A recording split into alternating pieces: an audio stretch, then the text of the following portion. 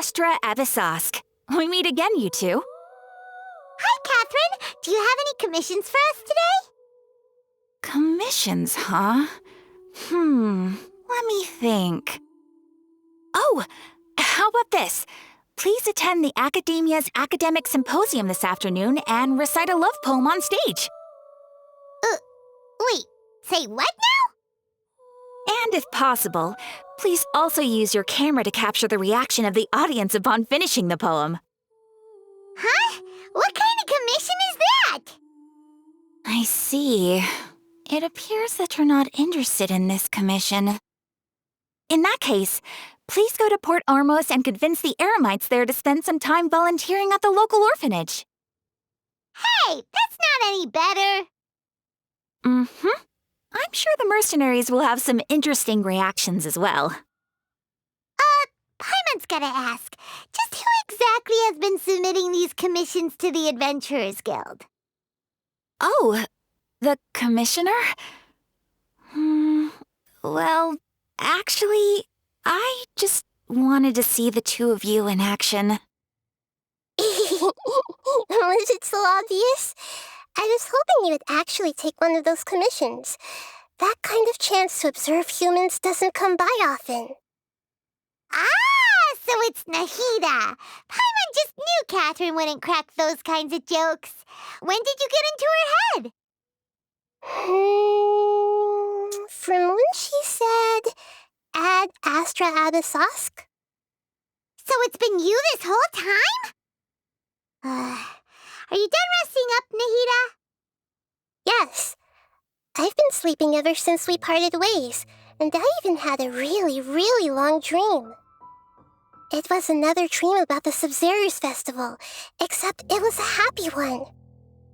In my dream, I was sitting in the middle of a flower terrace, and everyone in Sumeru City was holding hands as they danced in circles around me. They danced round and round, and everyone looked really happy. I also got to sit on a gigantic flower carriage. Ferris, the Knight of Flowers, raised me really, really high above the ground, and I was throwing an endless amount of Yalda candies at the children. You know, Nahida, maybe your dream is how the Sub-Zero's festival really should be. It's meant to be a joyous time where everyone gets together to celebrate your birthday. Huh? Wasn't I describing a really happy dream? Why are you both looking at me like that? Wait, could this be an example of the emotion known as pity? No, we aren't pitying you. That would only make everything worse. We just don't want you to feel too sad. By the way, have you had a chance to visit Dunyarzad? How's she doing? The Homianis haven't allowed any visitors after the festival, so we haven't been able to check on her. Yes, I paid her a visit right after I woke up. She was resting at the time. Her condition is stabilized. However, since Elazar is a manifestation of the withering on the human body, we can only cure it by finding a way to take care of Irminsol's own withering. But for the moment, our top focus should still be figuring out what the sages are up to and what they're planning. Right. Who knows what'll happen if they manage to pull off another scheme like the Samsara of the Sub-Zero's festival. So our first priority should be investigating and putting a stop to the sages' activities. As for how we should pull that off, let's discuss it somewhere else. There are too many adventurers around here. Oh, good point. Sorry, adventurers. We're gonna be borrowing Catherine for a little while. Let's continue our chat here. Okay, so do you have any ideas on how we can investigate the sages, Nahida? I've already tried that, but all the key members of the Academia, even the core of 30 guards, intentionally avoid wearing their Akasha terminals. It seems that from the very beginning, they've been guarding against info leaks from the Akasha. Of course, it could also be because they're wary of me. Have you already caught the sage's attention? I'm guessing not yet, but distrusting me would make perfect sense if they've ever paid attention to the urban legends about me. In any case, I probably can't take over their minds directly. No way, that's too risky. You mean it'd be too easy to get caught? No, it's not that. We shouldn't involve innocent students in this. A single mistake could completely ruin their lives. Doing that would be ignoring the safety of my people for my own selfish goals. How is that any different from what the sages are doing? That's a good point. Spoken like the god of Sumeru. We're in the dark as of now. Since we still don't know anything about their goals, any rash move could tip them off and lead to terrible consequences. After all, every person in Sumeru City is one of their hostages. Are we really out of ideas? Nahida, you're super smart, so you already have something in mind, right? Don't keep us in suspense. Spill the beans already. According to a popular theory from the Vahumana Darshan of the Academia, rejecting impractical motions at the beginning of a planning session will give more weight to the actual proposal. Okay, but aren't you the god of wisdom? You don't have to use that kind of gimmick to make us take your ideas seriously. Well, I've been thinking that if I can't directly possess the leaders, and if I can't get ordinary people involved, then I should find someone who's already involved, but hasn't decided to side with the sages. You're saying we should recruit a spy? That does sound like it could work. Oh, before coming back, we met someone named Alhaitham. He seems like he acts alone, and he likes doing stuff behind the Academia's back. They probably aren't in cahoots. Actually, I already have someone in mind. Do you still remember that female scholar named Setaria? Setaria. Paimon remembers now. Isn't she the one who's always trailing behind the Grand Sage of the Academia? We ran into her basically every time the Sub-Zero's festival repeated itself. You could even say we're old enemies by now. Paimon still remembers the smug and mean way she always spoke to Nilu. I've always liked observing all kinds of people, and Setaria has always stood out from the crowd. She was born in the desert and was hailed as their greatest genius. Her academic gifts allowed her special admission into the academia, and also gave her the opportunity to serve as the sage's assistant. Oh, Paimon didn't know she was from the desert. She must be pretty special then. Paimon feels like most of the desert dwellers around the city are working as mercenaries. The name Setaria means star. When she lived in the desert, she shone like the brightest star in the night sky. Later on, she was chosen by the sun. The star was given a place in the daytime sky to complement the sun's dazzling light. Soon after, the star witnessed the sun scorching the earth, which brought forth many disasters. The star began to waver. Instead of staying beside such a sun, wouldn't it be better to return and light up part of the night sky? But in the end, she couldn't give up the radiance of daytime. To cope with her shame, the star buried her guilt and closed her eyes. From the sound of it, Setaria's just hung up on the research opportunities here. But she doesn't really support the academia. She still feels guilty about not doing more for the desert, right? She's just running away from her problems. Indeed. When they are presented with complex moral issues, many people will simply plug their ears and go with the flow until the problem can't be fixed anymore. She's suppressing a lot of guilt, but before she realized it, she had already become the sage's accomplice. She can't deny her part in their schemes anymore. Right. We must somehow make her face her problems again. That way, not only can we get useful intel from her, but she can also use it as an opportunity to redeem herself. From my past observations, Setaria will take a day off from the academia every 10 days to do some shopping in the city. Tomorrow afternoon just happens to be a shopping day for her. That'll be our chance. To prepare, let's go check out some of her favorite spots and have a quick chat with a few of the vendors there. This should be Sataria's favorite fortune-telling spot. So should we ask the fortune teller about Sataria? No, I already have enough information on Sataria.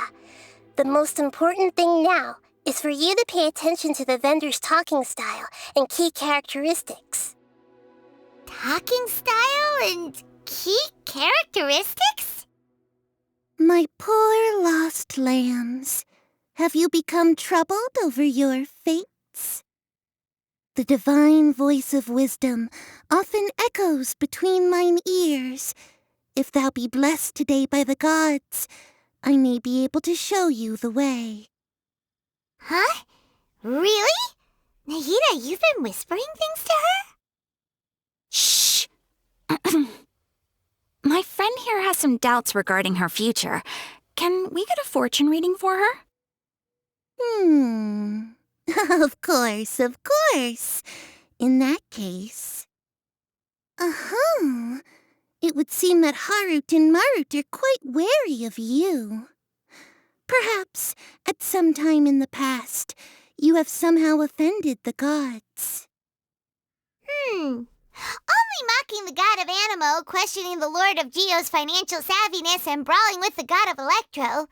Do those count? Oh, nothing. Go on, pick an aspect for her to divine. Health prospects, no problem at all.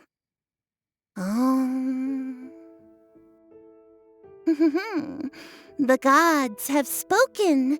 The truth shall be revealed. Your life shall continue on for many tens of thousands of years. Impossible. Harut, Marut, did you two spoil my divination? I've never read a fortune so absurd. Actually, Paimon thinks this is probably the most accurate fortune-telling you've ever done. I admit that the orientation of today's celestial matrix is, suboptimal. As such, there will be no charge. Is that so? Well, that can't be helped. If you were to bring some food offerings for Harut and Marut on your next visit, perhaps they could help you reverse the wheels of fate. Is this another one of Sataria's favorite stalls? Yep, it belongs to a king. His father helped Sataria a lot when she first moved to Samari City, so she still comes by whenever she has time. When I start talking with him, listen carefully to the details of our conversation. Ah, dear customers! Would you like to look at some pottery? We caught wind of your great craftsmanship, so we specifically came to take a look. Oh, I recognize you. Aren't you Miss Catherine from the Adventurers Guild? Sounds like I'm in for some big business. Speaking of, where did you learn this trade? I suppose you could say it all started with my dad. He's a mason by trade, but I picked up an interest in clay while apprenticing for him. After that, I began making pottery by myself in secret, and I simply changed trades when my works turned out well. Although it's a pity that I'm no longer making much use of the knowledge provided to me by the Akasha.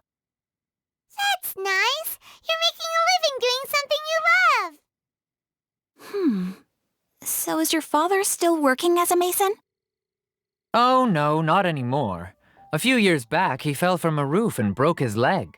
Since he had already saved enough mora over all these years, he's just enjoying the retired life in Port Ormos nowadays.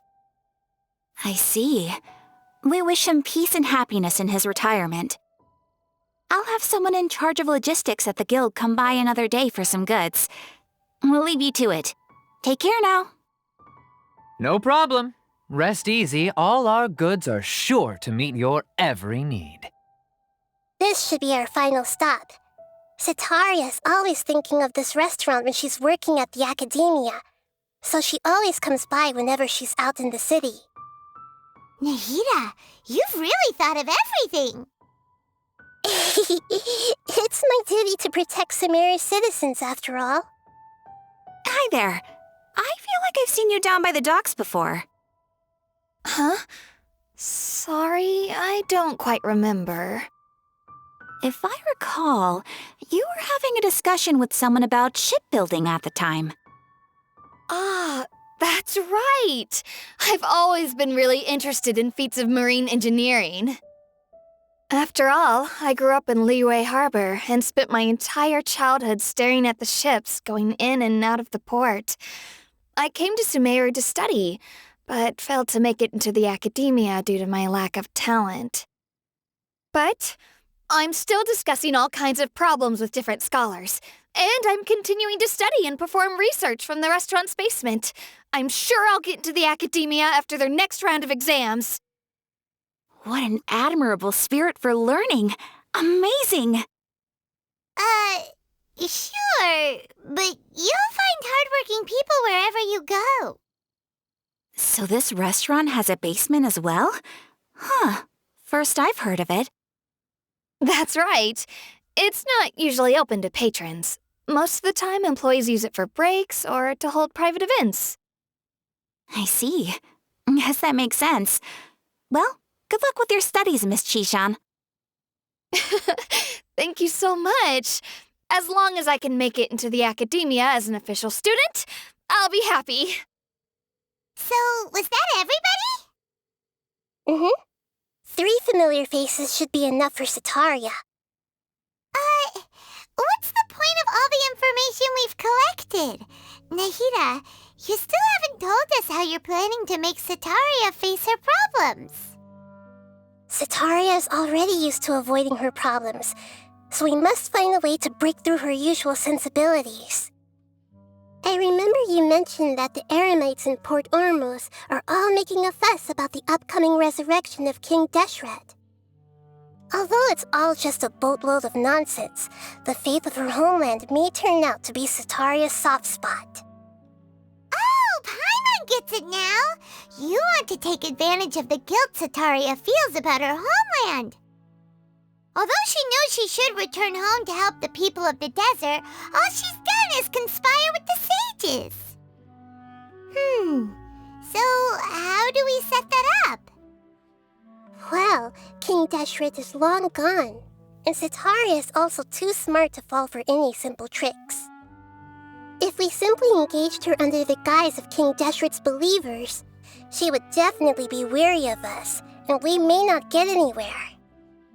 But if we were to borrow some of her close acquaintances to talk with her, her reaction would probably be very different.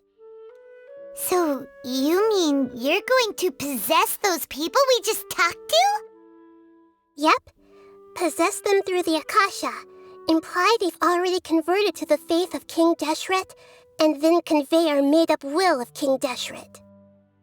As long as everything goes smoothly, we'll get through to Sataria for sure. She'll never guess that we had anything to do with it. So that's how you're going to use all the info we collected on these people. It's so that you won't slip up and break form. Possessing them will only work if you can manage to pass off as them. Exactly.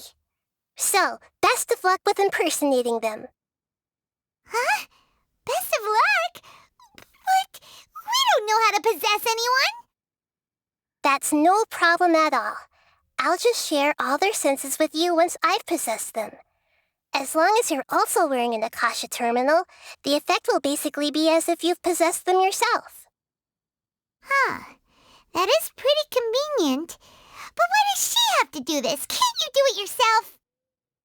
Although I've been observing humans for a while, I've never been good at imitating them. You're not wrong. It's always been painfully obvious whenever you try to pass as Catherine. If it was at all possible, I would have preferred to leave these people alone. But seeing how things are now, I probably should just accept it and push on. Yeah, don't beat yourself up over it. We're only doing this to help everyone, and we'll only be borrowing them for a little while anyway. All right, Then let's give it a go tomorrow afternoon. Oh, here she comes. Sataria's here! Let's quietly follow her. Once she starts talking to her acquaintances, we'll find a safe spot to begin possessing them. As for how we'll sway her to our side, I'll leave that to you. I trust you'll know what to say. Paimon's starting to feel kinda nervous. Okay, let's go. Looks like they've already started talking. Let's find a hiding spot and get started. That's right. You really can't force anything when it comes to love. And besides, everyone around me has a very different background and outlook. Are you still listening to me, Nabia? Oh, of course I'm listening. You were talking about troubles with your love life, right? I heard everything you said. Okay then. You just seemed a little distracted for a moment there. Strange. Your cats seem pretty worked up. Is something wrong? I always thought they were quiet, happy kitties. Oh, what are their names again? Are you sure? Those aren't ringing a bell for some reason. Well, actually they have many names. Which names I use depends on my mood. Huh, I see. I imagine that must be hard for the kitties, too.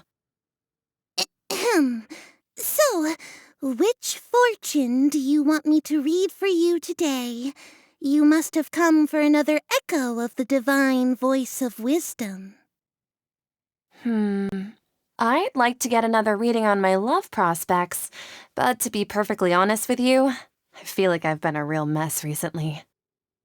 A mess? Well, could you do a reading on how long it'll take me to finish my current project at work? I really just want to get it over with. I hear you. No problem at all. The gods will reveal the truth. The gods are asking, Sataria, why haven't you gone home? Why haven't I gone home? Do the gods really know everything I've been thinking about? Sataria, why don't you just go home? It's a demand now instead of a question. The gods seem to be truly upset. I'm sorry. I know I failed the gods. Please pass on my most sincere apologies and ask for their divine forgiveness. And if I may ask, Nabia, is there a specific god who's speaking to you right now? What an inconsiderate and naive question. The god who is speaking to me is, of course, the wisest and mightiest of all, King Deshret. King Deshret? No wonder he would make such a demand of me. Wait a second. King Deshret passed away a long time ago. Even though news of King Deshret's resurrection has been spreading like wildfire, it's all just a misinformation campaign from the academia. How can King Deshret still exist in real life? What insolence! I am King Deshret's most loyal believer. Do you wish to refute his voice of wisdom? Oh, no. As a child of the desert, I am only reveling in his power upon learning that his divine glory has touched even this city. I will think very carefully about his demand of me. I'm sorry, I must go now. Wait! Whoa, she just ran off in a hurry. She looked pretty upset, too. Well done. Sataria didn't seem to suspect anything amiss. To have something she's been trying desperately to avoid show up out of nowhere and berate her, that must have shaken her to the core. Aw, Nahida, it seems like you understand human emotions really well after all. All I know are some abstract Harvard-taught theories. In any case, my time with you has shown a lot of them to be utterly useless. I'm still trying to make sense of everything. Anyway, enough of that. Let's hurry and catch up to Sataria. It's okay. I just got caught up in something. Oh, actually, didn't you ask me to help you look for work? What kind of work were you looking for again? Gardening?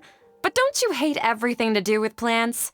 I still remember getting mad at you for secretly throwing away the bonsai that I gave you as a present. You see, a friend told me that the secret to self-improvement is to work on things you're not so good at. Fair enough. I didn't think that was something you would consider. Speaking of, how's he doing? Is he feeling any better? Oh, that's good to hear. I've been thinking a lot about him. If I could get some more time off, I'd love to pay him a visit. Actually, while we're talking about him, is he still living in Port Ormos? Yeah, he's been retired there for a while. If you could find the time, please write him a letter. Let him know that recently, faith in King Deshret has taken root in Port Ormos and has begun to spread across Sumeru. He has a quick temper and has always been a devout follower of the Dendro Archon. I don't want him to get into a fight with those King Deshret believers because of a difference in beliefs. Oh? So, who are you siding with in all of this? The Academia or King Deshret? I'm so jealous of you. You were born a child of the desert, yet you chose to betray King Deshret, and now you spend all your time with those crooks from the Academia. Akeem, you don't mean you've also become a believer of King Deshret? What's so strange about becoming a believer of the wise King Deshret? In fact, aren't you the strange one? The one who still can't pick a side? Can't pick a side? Me? Whoa! Paimon had no idea you'd be so good at this! You really zeroed in on the issue and put it right in front of her. It might feel a bit overwhelming for Sataria. But once everything is over, I'll be sure to pay her a visit to her mind and explain everything. Anyway, let's keep going. So, Shishan, have you noticed anything weird in the city lately? Like, as if someone was trying to preach to you about something? Oh, right. Speaking of strange things, I celebrated the Sub-Zerus festival so many times that I lost count. That was really weird. Wait, how could you be aware of that? That should be impossible. Nothing in the report indicated anything like that. Are you still failing to realize that the Academia's lowly tricks could never deceive all of Sumeru's citizens? Shishan, don't tell me that you've converted to King Deshret as well! What an absurd question. You make it sound like I should be ashamed for becoming a believer of King Deshret. In reality, shouldn't you be the one who is ashamed? You, who worked side by side with the Academia and treated people as nothing more than experimental subjects? Please, please stop! Even now, Sataria's still trying to run from her problems. She can no longer justify everything to herself. Hey, she's trying to talk to the guards! What should we do? This is the most important part of all. Quick, get ready. Mercenary, you're a member of the Corps of 30, correct? Please help me pass a message to the Matcha right away. The situation in the city is getting out of control. Please, try to remain calm, miss. Tell me what's happening in the city. Heretics are infiltrating the city, and they've already converted many residents to their side. Heretics? What kind of heresy are you talking about? King Deshret! Many people I know have suddenly started believing in him, but he's long dead. It's impossible. Miss Sataria, nothing is impossible. You know my name? King Deshret is immortal, and all who defy him will one day pay the price. You must face the truth, Sataria.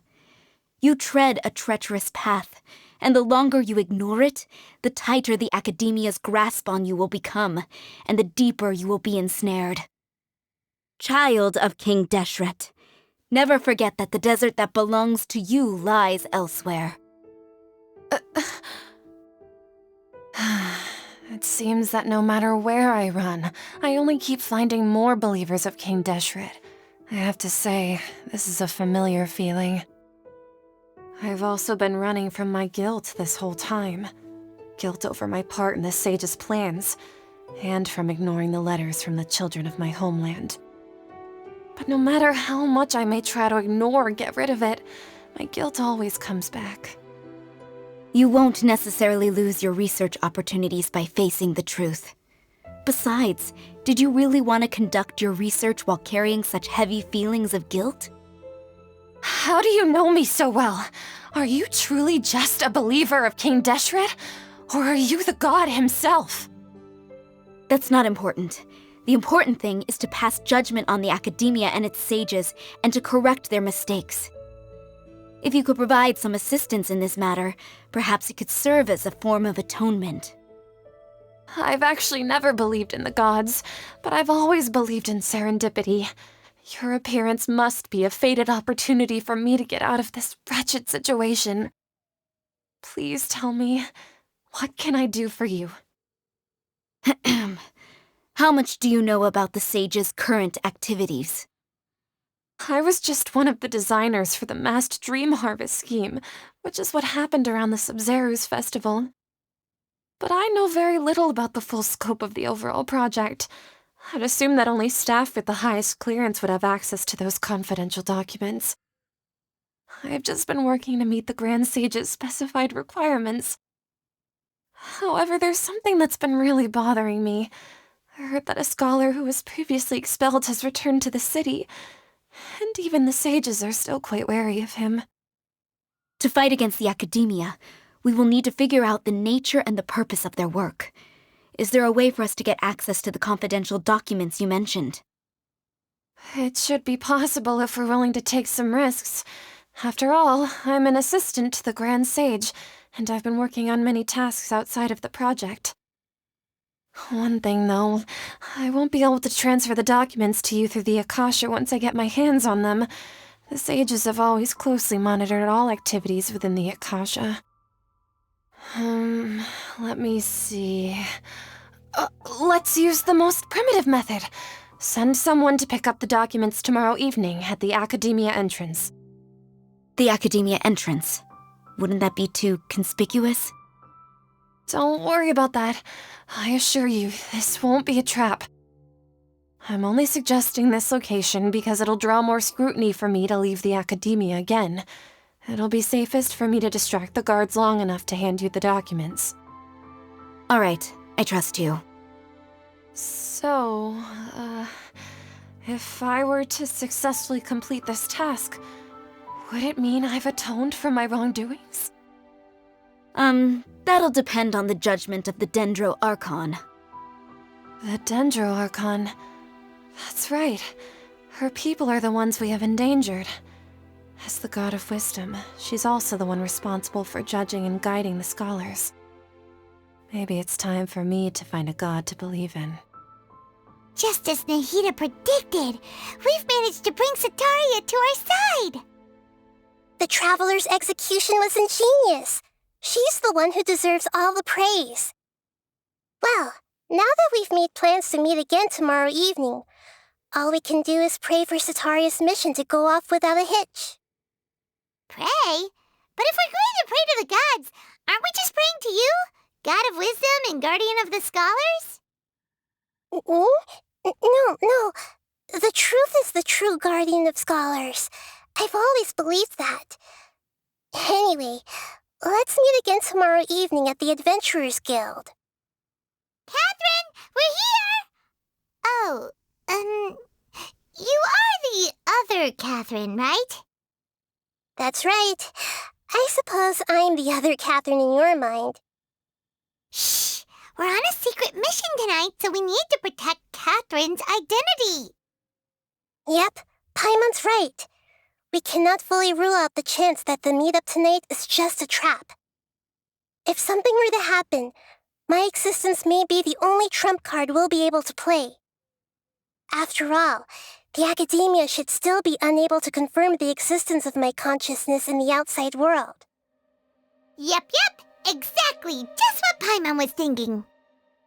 Anyway, enough about that. Let's just make sure to be on our guard. Off? What do you feel is off?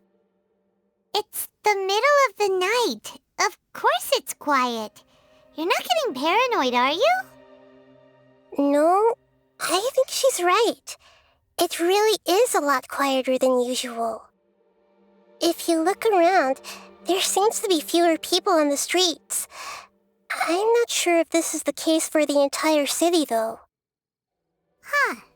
Maybe it's just a coincidence. Maybe Setaria figured out a way to not only distract the guards, but also to get everyone to go to sleep early, just so we can exchange the documents in peace. I also can't quite figure out why things feel a little off. But now that we're here, let's go ahead and meet her as we planned. Well, regardless, as long as you're here with us, Paimon feels a little safer. This should be far enough.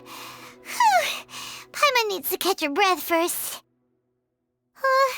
Is Nahida going to be okay? We only made it out because of her. Paimon wasn't counting on running into a new Harbinger here, let alone such a high-ranking one. That guy was number 2. So scary. He called himself the Doctor. Remember, Tainari told us about him. Setaria did say that someone who once got expelled from the academia came back recently. And that even the sages are wary of him. Yep, sounds like she must have been talking about the Doctor. Yeah, now that the Doctor's in the picture, we're no longer just dealing with the academia. They're in cahoots with the Fatui. But what are the Fatui after this time? Another Gnosis?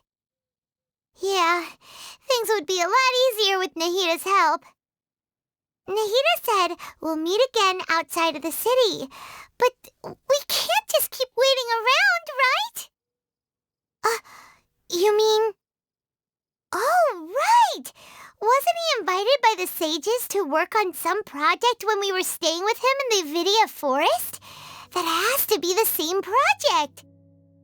Even though he turned it down at the time, he might still know something. There's no time to lose. Let's go to Gandharvaville.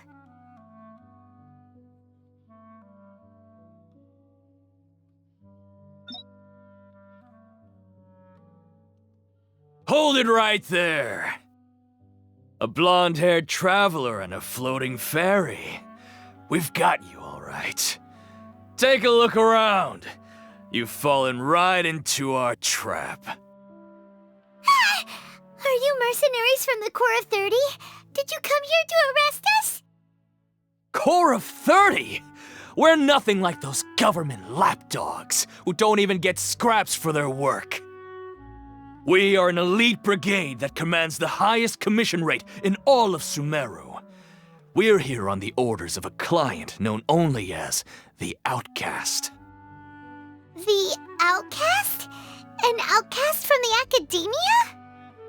But why wouldn't the Doctor just send the Fatui after us? Still wasting time on idle chit-chat. We'll shut you up soon enough. Get them! You're up, Traveler!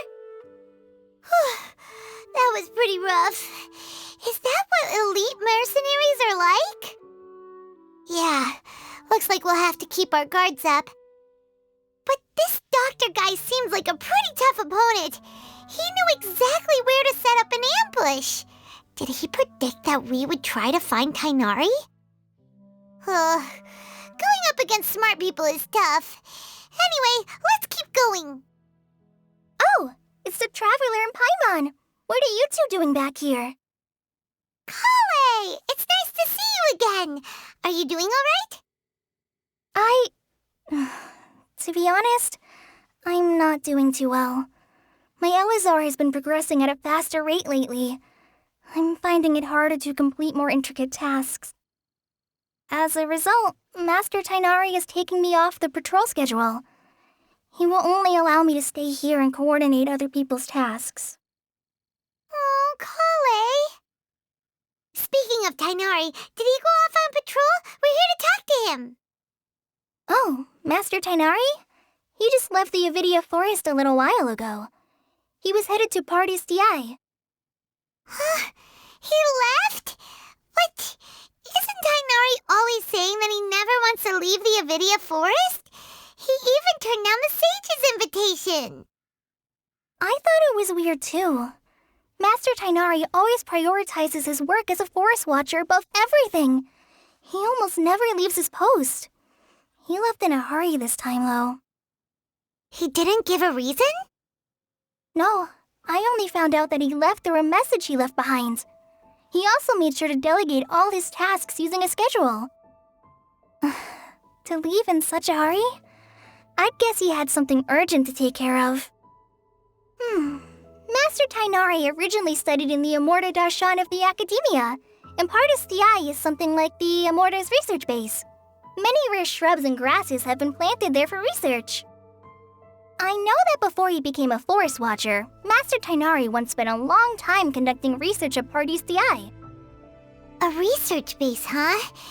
Gotta wonder what kind of research Tainari just decided to work on all of a sudden. Oh, we don't have a lot of time, so let's go look for him at Party's DI. Don't worry. I'm fine. I'm used to living with Elazar by now. If you run into Master Tainari, please send him my regards. Got it. Will do. See you later, Kale. Wait! Look who it is! Thank goodness you're okay. We were so worried about you. Hey, this was supposed to be a touching reunion, but you're ruining the moment! Actually, it's very smart of the traveler to be wary of me right now. After all, the doctor has shown that his technology can apparently even control human minds. Plus, it's not like you could have known what happened after we split up and I was facing the doctor by myself. Even a pool of stagnant water after a torrential storm can occasionally pass as a patch of sky. Paimon feels like only the real Nahida could come up with such an obscure analogy. Huh? But I wasn't trying to win your trust or anything. All I wanted was to clarify my point. Well, we understand that point now. Please, Nahida, tell us more about what happened. Are those poor people all right? When you left, I was still in the middle of restoring everyone's minds. Thankfully, when the doctor mentioned depositing information into the subconscious, he didn't mean engraving information into their minds. Instead, he did something closer to creating hallucinations. That was still within my power to fix. Luckily, I managed to finish my restorations and mind jump away from him just as he was about to capture me. Whew. What a relief. The doctor sure pulled out some hidden cards, but good thing we had Nahida with us. I wouldn't be relieved just yet. I gave away my true identity when I restored everyone's minds, which means we've lost another one of our trump cards.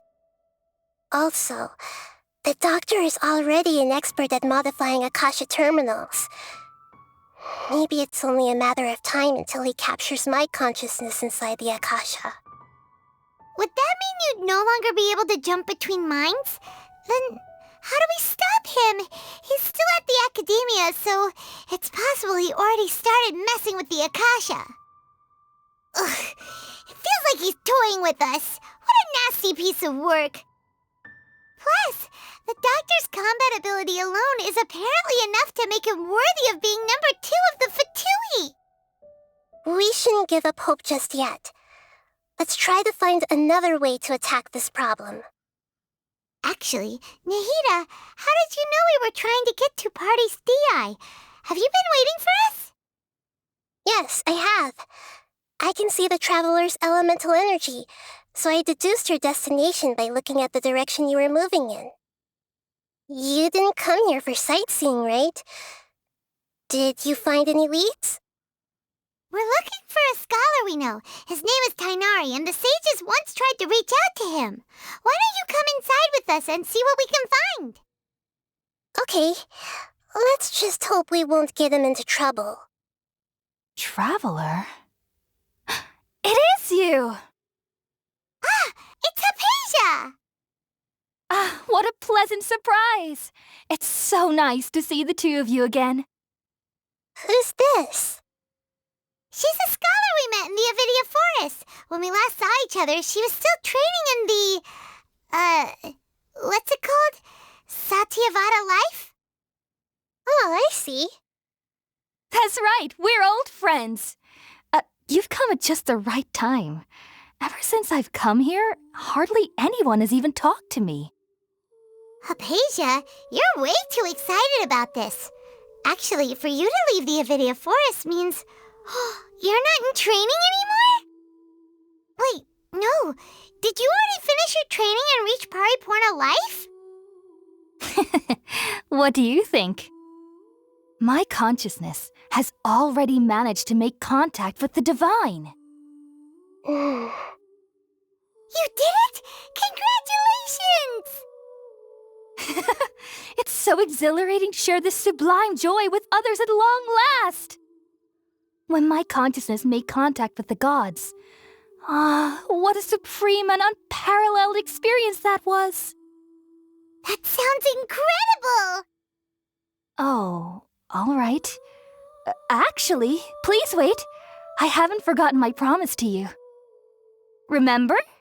I promised to help you understand what you saw from Irminsul once I gained deeper insights. My current self has not only gained true insight, but I can even help you establish a direct connection to the consciousness of the divine. You can do that? I've never heard of anything like that, but if you want to give it a try, I'll do my best to protect your consciousness during the process. Hold on. I brought some spirit-born ale with me. This is still a crucial part of the ceremony. We're using that incense again? All right now. Hold my hand. I'll help you establish a pathway to connect your consciousness. Okay. Ready? What was that? Did we actually just see the Balladier's memories? Everything matches what we know about him. But how is he connected to the divine consciousness that Hypatia was talking about? You saw it, right? You felt it, right? Such a majestic god! Such a noble will! Such sublime emotion! Alas, shame. If only that which beats within my chest wasn't a filthy mortal heart. Oh, great and merciful God, please grant me forgiveness and salvation. Do you understand now? I'm afraid this is no Paripurna life, but rather... Ah! You! Why are you so mean to me? Why is everyone hiding from me? I found divine wisdom. Shouldn't I receive praise and honor? Haven't I uncovered that light in the darkness? Hypatia? That's how I always thought everything should be. Wait. Have I already lost my mind? Wait, something isn't right. Okay, we finally lost him. Are you okay, Nahida? Wait, no. Something feels different. You're back! Oh, the Traveler's back? Nahida was controlling your body for a while. It seemed like she jumped over to you as an emergency measure right before the Catherine puppet was destroyed. After that, Tainari heard the commotion and came over. He helped us defeat the mercenaries and then he ran with us all the way here. What? You swapped places? You mean your consciousness also went into Nahida's body? Wait, then where is Nahida's consciousness? Where is she now? I never imagined that an individual's consciousness could be transferred around like this. Had I not seen it with my own eyes, I would have never believed it. I don't think this can be achieved with current human technology. Also, while we were running, The consciousness in your body told me to pass on a message. She said, "The doctor has found a way to trap my consciousness, so I can't journey with you anymore. But even in a moonless night, a shower of starlight can still drown out illusions and lies." Oh no! Nahida's trapped in the sanctuary of Surasthana for good this time! Was that message all she left for us? It's pretty vague. Oh, that makes sense! Since the doctor captured her, she won't be able to say anything without him knowing! She's being extra careful. Even in a moonless night, a shower of starlight can still drown out illusions and lies. Huh. Paimon knows the moon illusions and lies are from the alchemical divination at the Sub-Zero's festival. Didn't Nahida use a starlight analogy before? It had something to do with Sataria. Oh, that makes a lot of sense. Huh. Do you think Nahida was telling us to go find help in the desert? But she isn't with us anymore. Think we'll be okay? Paimon, you said Sanctuary of Surasthana, correct? Does this mean that this Nahida you're talking about, the consciousness who was occupying the traveler's body, is the Dendro Archon? Your guess is correct, but the situation's a bit complicated, so it's really hard for us to explain right now. That's all right. A scholar's curiosity doesn't need to be appeased right away. As for the complicated nature of the situation, safe to say I have witnessed that for myself. I've spent some time with you, and it looks like the Dendro Archon's also on your side. So, I trust you. Thank you, Tainari.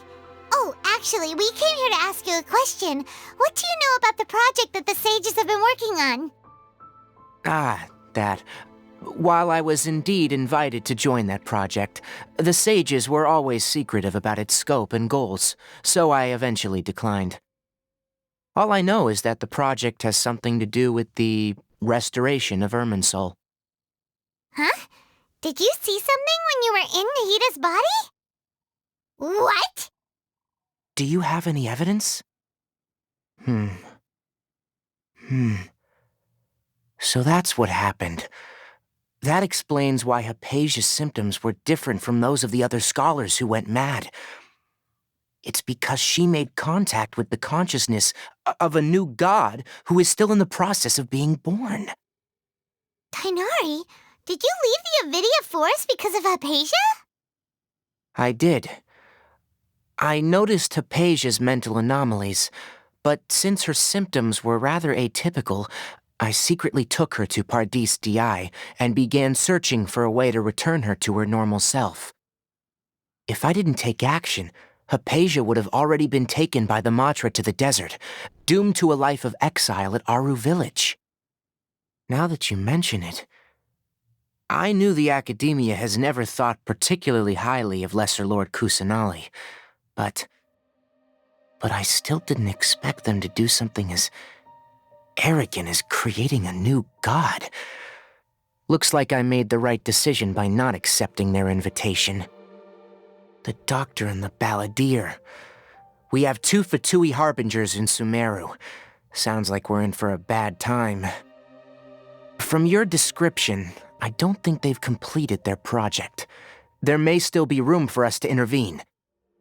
But then, what is the connection between creating a new god and restoring Irminsul?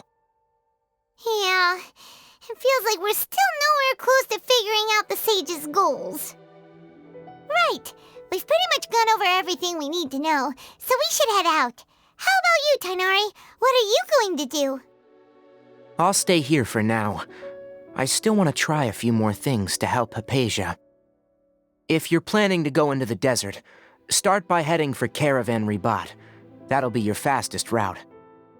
Come find me here if there's anything else I can do to help. May the spirit of wisdom go with you. Thanks, Tainari.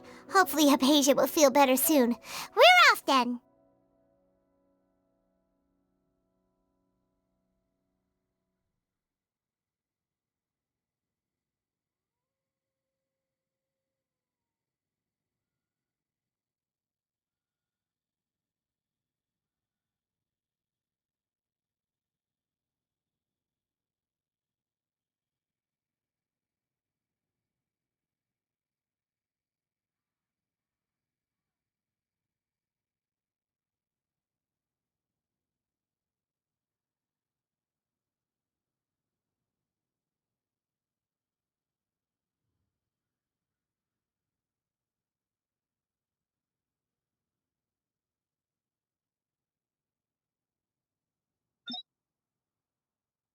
We finally made it to Caravan Rebot. It's pretty lively here. So, just past this wall is the desert, huh? Oh, wow. Paimon remembers hearing people call this the Wall of Samiel. It's made to block sandstorms from the outside. Oh, if it's this tall, it's gotta be the divine work of Greater Lord Rukkhadevata, right? Enough gawking. Come on, follow me. Huh? Over here. What the? Where did she go? How did we lose them? They were just here a second ago. More Eremite mercenaries? Who are they working for this time? Anyway, Traveler, it seems like we were being followed again. You were too careless. You should have noticed those hopeless amateurs trailing you a long time ago. There's no need to thank me. I've never cared to keep track of personal favors. All I did was correct a mistake I happened to come across. It's a habit I developed at the academia.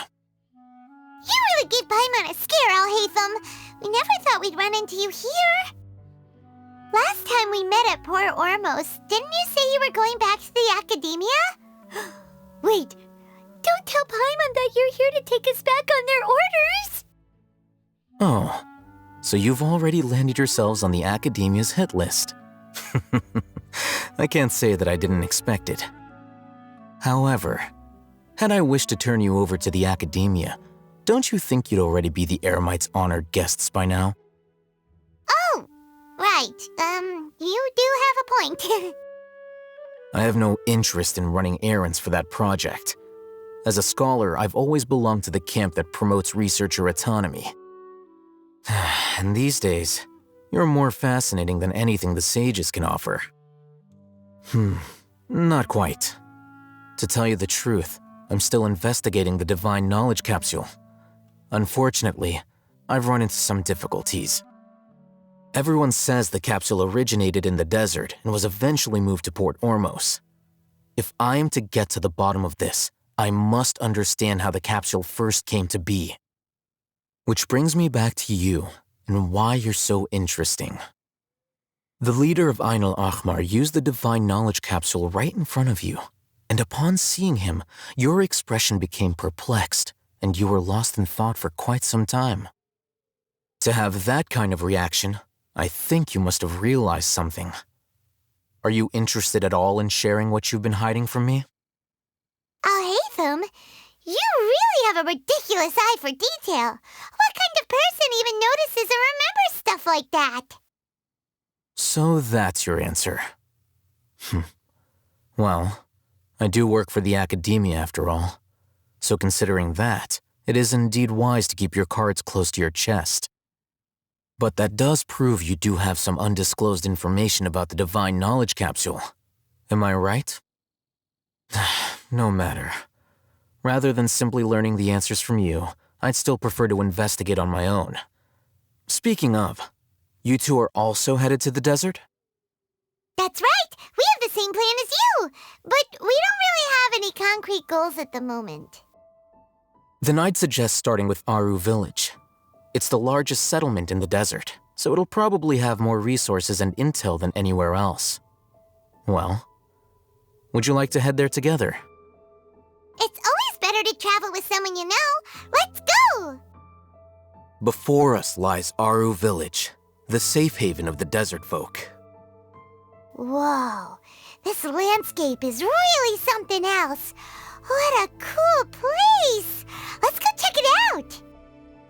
Unless my memory fails me, we have barely spoken 2 words to each other before now at the academia. Would you care to enlighten me as to when and how I invited the General Mahamatra's wrath? Alhaitham, do not think you can escape my judgment just because you managed to escape my attack. Judgment? So that's how you'd characterize your actions here, is it? Or would elimination perhaps be a more accurate description? Had I used my full strength, not even this traveler would have been able to stop me. Though styled like an assassination, I sought only to ensure that my target would be unable to flee or resist. Standard practice for the Matra, as well you know. Seemed to me more like your own personal touch. Who is that, Alhaitham? Did you call him General Mahamatra? Yes. General Mahamatra Sino, head of all the Matra at the Academia. He's a formidable hunter, and the ultimate nightmare for any who have committed academic crimes. You seem to have placed a lot of trust in Alhaitham, to the point of blocking an attack for him. If I were you, I'd never choose to side with him. I wouldn't believe a single word that comes out of his mouth. I have been pursuing this scribe for a long time. I urge you, stand back and do not seek to defend him any longer. Otherwise, there will be consequences. Has Alhaitham done something wrong? Paimon doesn't think he's as bad as you've made him out to be. I won't waste my breath explaining things. Alhaitham, I saw it during our fight. Take it out. The divine knowledge capsule you're hiding on your person. Unless you want me to retrieve it for myself. Very perceptive of you. Nothing escapes a Matra's senses. Wait, the divine knowledge capsule? Didn't it fall into the Matra's hands in Port Ormos? No wonder you speak with such confidence, Sino. But I must admit, I'm very curious. What does this capsule mean to you? And why, as General Mahamatra of the Academia, are you all alone in the desert? As far as I'm aware, the other Matra have been speculating about your disappearance. Have you been given a mission that's, let's say, morally dubious? If I was the real target of your mission, what was stopping you from simply using your authority and resources to judge me within the walls of the Academia? I should have known you'd be difficult to deal with. You two? Ugh! What you would do, Traveler? Paimon feels like we can't trust either of them! Ahem. Well, look at you two, acting all tough and self-righteous over there. Wait, Dia? Great! Finally someone that we can trust! You gotta help us out here, otherwise these two are gonna start fighting again! Yeah, sure looks that way. Two giants from the Academia duking it out once and for all. Not something you get to see every day, that's for sure. Listen, I know you academic types love to fill up your big brains with self-righteous morality and lord your empty rules and virtues over each other. But how dare you bring your petty disputes into the safe haven of Aru Village? It seems like someone's gonna have to beat some sense into your thick skulls until you finally learn to respect these grounds.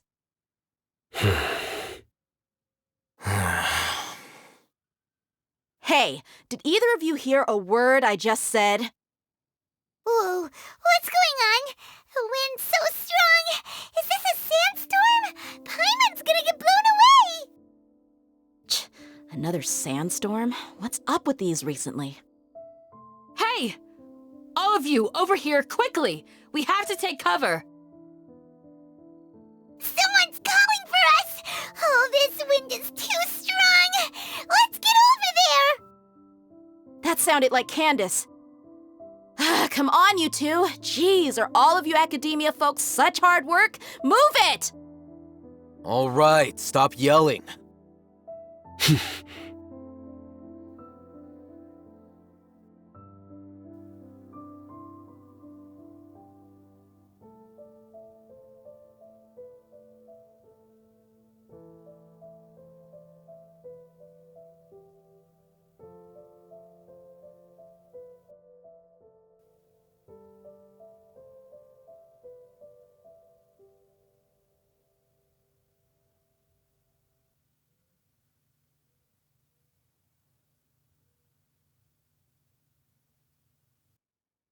Well, this is pretty awkward. Hey, wanna play sardines with 3 people who wanna tear each other limb from limb? Sure, why not? Sounds fun. The air is so thick and heavy. Paimon can hardly keep floating anymore. My sincere apologies, everyone. This is the home of our village chief. I will have to ask you to make do with this small room until the sandstorm dies down. Please, let me introduce myself. I am Candace, protector of Aru Village. Our savior has come at last! Nice to meet you, Candace. The name's Paimon. Thank you so much for helping us. There's no need to thank me. It's only right to help each other when the weather gets rough. Wow, she's so gentle and caring, like a nice older sister. Unlike those guys over there. All right.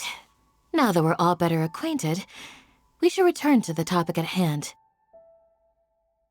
As a guardian charged with the responsibility to protect my fellow villagers from harm, I was observing your conflict from afar, even before the sandstorm started. And now that you have set foot within our village itself, it is all the more my responsibility to make absolutely sure that you pose no threat whatsoever to us. So please, have an honest and sincere conversation with one another, and put your hostile feelings to rest. If anyone dares to start anything again while they are under this roof, I will not hesitate to send them out for some quality time with the creatures of the sandstorm. Oh, on second thought, Paimon may have misjudged Candace's character. And that goes for you too, Miss Dia. Do I make myself clear? All right, we got it, Candace. That's what I like to hear. So, which of you will begin? I was supposed to be a mediator, but I might have gotten a little too involved just now. Anyway, one of those two should probably start talking. Wait, that was you trying to be a mediator? I have nothing to hide, so there's no shame in explaining myself. While Al-Haytham wasn't wrong about the other Matra not knowing my whereabouts, it's not because I've been assigned a morally dubious mission. Rather, I've chosen to exile myself. Huh? Exile yourself? A little while ago, I discovered that there was data missing in the Academia's project planning and development files. What little they did report clearly did not match the project's actual progress. As General Mahamatra, I had the responsibility and authority to request an audit. However, to my surprise, the person responsible for the erroneous data was none other than Grand Sage Azar himself. I tried to investigate the issue myself before submitting a formal audit request, but I soon found that all leads and potential pieces of incriminating evidence were carefully concealed from me. I began to realize that they were cautious of me from the very beginning. Unsurprisingly, the Grand Sage rejected my audit request as soon as the submission reached his desk. He even said to me, "The power of the General Mahamatra is granted by the sages. You have no right to judge us."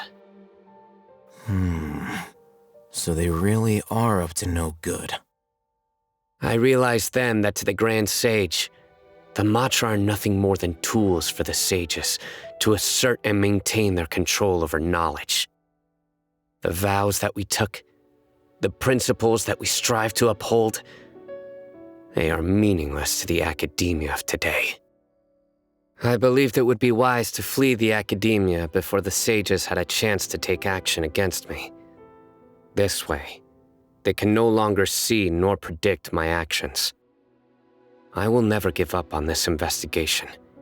There's no need for someone else to give me power or authority. Once I find the truth, I will administer judgment by my own name. Sino seems to have the same goal as us. We're all investigating the sages. Plus, now that he's no longer the General Mahamatra, he somehow feels a lot less scary. Well, Sino, if that's your story, then why did you see Al-Haytham as a target? When I was investigating the matter in the academia, I overheard a conversation between Alhaitham and a sage. The sages asked you to investigate a blonde-haired traveler. Do you dispute this, Alhaitham? What? Like many parts of the project, this assignment was undocumented. Now throw in your suspicious behavior with the Divine Knowledge Capsule, and I think we deserve an explanation. Yes. I was indeed tasked with investigating the Traveler. Alhaitham! After all, the promised reward was so great that hardly any scholar could have refused. The sage told me, once you've completed this assignment, I can give you a glimpse of divine knowledge. A most enticing offer. Unfortunately, those academics don't know me at all. Their words contained one key piece of information, namely that divine knowledge indeed exists. That gave me all I needed to know. From my perspective, the sages are far from trustworthy. Think about it. Isn't it a little strange they're so willing to share divine knowledge with anyone, even as a reward? So, I began my own investigation following the lead of the Divine Knowledge Capsule. In the end, I realized my wisdom in committing to this rather than collaborating with the sages. Had I been less guarded, I probably would have ended up like that Ain al-Ahmar mercenary, incapable of remaining sane for long enough to hold a conversation. You mean that the sages originally planned to dispose of you, using one of those capsules that drive people insane? I'd already given up on the assignment by then. I only told the academia I was waiting in Port Ormos for you to appear so they wouldn't suspect anything. So it came as quite a surprise when I encountered my erstwhile target while investigating the Divine Knowledge Capsule. Criminals do love to talk about coincidences. Even though I ran into the Traveler by chance, I had no intention of providing assistance to the academia. Also, you should remember, you were the ones who decided to follow me and strike up a conversation after I left that tavern. That's true. Alhaitham helped us out at Caravan Rebat as well. Maybe he's telling the truth. I'm willing to apologize if that's worth anything to you. I took the Divine Knowledge Capsule behind your back because I judged its existence to be a significant risk. I felt that it would be best for no one to interact with it before it had been properly studied. After all, curiosity often proves to be the most dangerous thing in this land. You should be well aware, Scribe Alhaitham, that curiosity can also lead you to danger and suspicion. Answer me this. Did the sages share any information about their project with you? Have I not made myself clear? You and I are both distrusted by the academia. Do you really think they would tell me anything? Fine. Although you haven't completely proven your innocence, I won't regard you as an enemy, for now. As you wish. Good. I'm glad to see you two clearing up your misunderstandings. And now you, Dia. I believe it's your turn. Oh, sorry. Whatever the boys were talking about must have been so boring that I spaced out. My situation is pretty straightforward. My employer, Dunyarzad of the Homayani family, is friends with the Traveler and is currently recovering from her illness at home. I had nothing going on, so I decided to return to our village for a visit. I was actually looking forward to a pretty exciting time getting back together with everyone here. But then I saw these two random guys in the middle of a pointless argument. It ticked me off, and things went downhill from there. Is that all? Well, I will admit that definitely sounds like your style. In that case, welcome back, Dia. That's more like it. I missed you all so much, Candace. Whoa! What was that sound? No need to worry. Now that you're no longer at each other's throats, please make yourselves at home. I'll take a quick trip outside to clear out some of those creatures in the sandstorm. Creatures? In the sandstorm? Are you sure you don't want some backup? Fighting in a sandstorm is not for the faint-hearted. Anyone without extensive training in these conditions is at a disadvantage. You needn't worry. Yeah, just leave him to Candace. Don't worry, she's as tough as they come. The wind's died down. That means the sandstorm's over, right? Candace still isn't back yet, though. Is she alright? Maybe we should go out and check on her. When you put it that way, even I'm starting to feel a little worried. All right, let's go. We've been here long enough, and the boys are as chatty as the floor. Whoa! Candace, you're still fighting? You've been out here dealing with these creatures the entire time? Yes.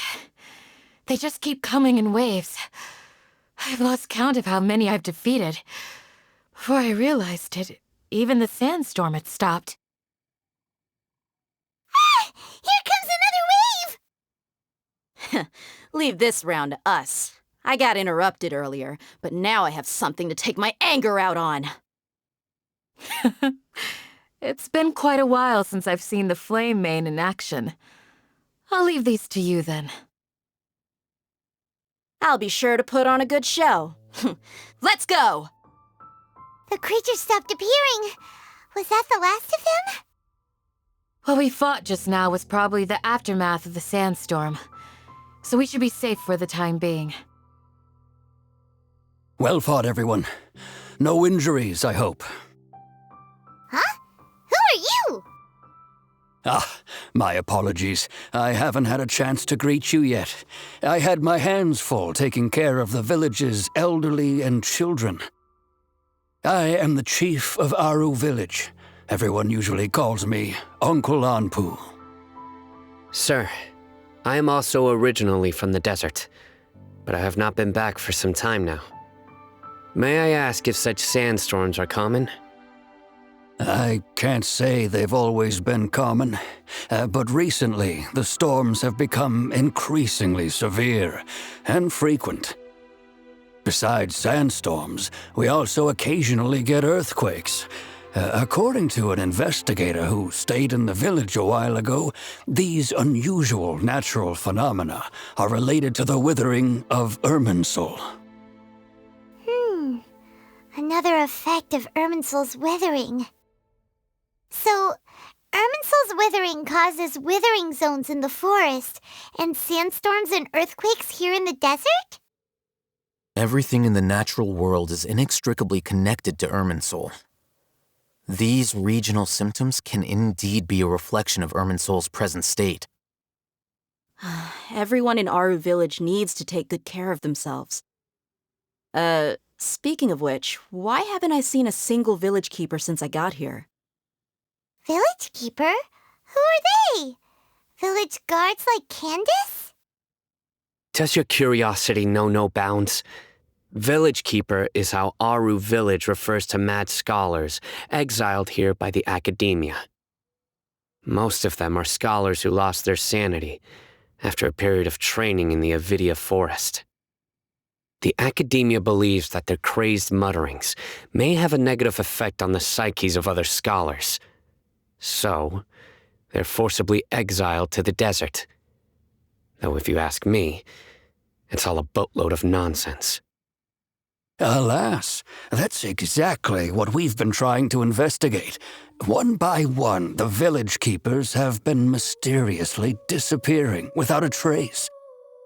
But no one in the village has ever seen them leave. If you're planning to stay around the village for the next few days, I'd appreciate it if you could keep an eye out for them. I've had encounters with those people in the past. I'll see what I can do to help. The Matra are the ones responsible for their exile. Now that you're no longer with them, are you trying to alleviate your guilt and atone for your past sins? I'm fascinated by how you think. Mock me if you will, but if you are guilty, I will eliminate you, regardless of my position or identity. Oh, you're the former General Mahamatra. You must be an expert in these kinds of investigations. Thank you for your help. Is it because Because you're reminded of Hypatia? Oh, these poor scholars. First they lose their sanity, now this! We need to help get them back home, safe and sound. But, is it really a good idea to tag along with Sino? You seem like you really don't trust him. I'll be grateful for the assistance. No doubt you will do a better job than some of my former subordinates. Let's start by finding a spot to share what we know so far. Although I've sent myself into exile, I'm still doing essentially the same things as before. Do you still have any questions for me before we start our investigation? One of my former subordinates told me that this title has its origins in a strange incident. The Academia has long exiled mad scholars to Aru Village. A mysterious phenomenon exists here. When mad scholars first arrive, they are as incoherent and deranged as before. But after spending some time here, they invariably begin to calm down. Initially, the people of Aru Village greatly resented having to take in the mad scholars. But a strange incident one night changed that. Aru Village was struck by the strongest earthquake in living memory. Seeing buildings on the verge of collapse all around him, the then chief of the village was preparing to take everyone to safety. Suddenly, he noticed a mad scholar crouching in a corner, caressing the ground with his hands. A soft, green light radiated from him, like a divine glow against the backdrop of night. Despite the powerful tremors that ripped through the ground that night, all the houses remained upright, almost as if they had grown roots reaching deep into the ground. In the end, not a single building collapsed, and no one was hurt. After that, the people of Aru Village treated the mad scholars with greater kindness, and began to refer to them as the village keepers. A soft green light? A mad scholar protecting Aru Village? What do you make of it, Traveler? Paimon thinks so too. Actually, Sino, do you know if any of the mad scholars continued to wear their Akasha terminals at Aru Village? In theory, they would continue wearing them so the Academia could still monitor their activities. With that said, the main Akasha system would no longer have any interaction with them. Oh, no wonder! Everything makes sense then! Add in the fact that they calmed down, it was probably Nahida who calmed them. If you are able to draw a conclusion from this one story alone, then it appears you possess much more information than I do. So, what do you make of the story? Really? Lesser Lord Kusanali. What? You don't believe us? Lesser Lord Kusanali was definitely using the Akasha to give her power to the mad scholars! No, it's not so much that I don't believe you. I'm just struck by your reasoning. Lesser Lord Kusanali, the current Dendro Archon, is she really active in Sumeru? The Academia has always placed far greater importance on the late Greater Lord Rukkhadevata. They've more or less ignored Lesser Lord Kusanali, and I've never had any reason to doubt their views. In addition, I've never heard any stories about Lesser Lord Kusanali and her deeds. To me, she might as well have been a god that never existed. No way! Nahida definitely exists! She's a... how should Paimon put it? She's a good Archon who's kind and wise, even if she says weird stuff sometimes. I've spent many years interrogating criminals, so I can easily tell when someone is lying. Good! Then you should know that we're telling the truth! That look in your eyes. I've never seen that from a liar. You two really must have met Lesser Lord Kusanali. How can this be? To think, our Archon has been amongst us this entire time. Alright, now it's our turn to put our skills to good use for this investigation. But easier said than done, especially since we don't have any leads. Maybe we can start by knocking on some doors. Excuse me, are you here to help me find my grandpa? Huh? Who are you? By the sounds of it, a resident of this village. My name is Isak. You'll help me find my grandpa, right? Is your grandpa a mad scholar? Hey, don't say that.